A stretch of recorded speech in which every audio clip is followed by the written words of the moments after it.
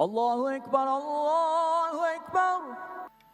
لقد صدق الله رسوله الرؤيا إنما ينكث على أن لا إله إلا الله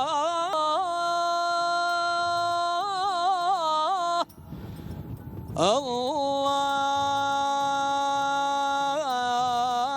أكبر.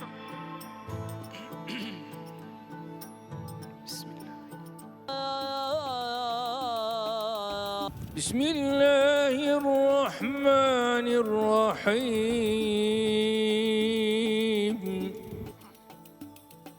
محمودا الذي وعدته إنك لا Cami olarak tüm inananlara hizmete devam eder ama bunun yanında da tüm insanlığın bir kültür mirası olarak da her dinden insanların gelip gezebileceği bir yer.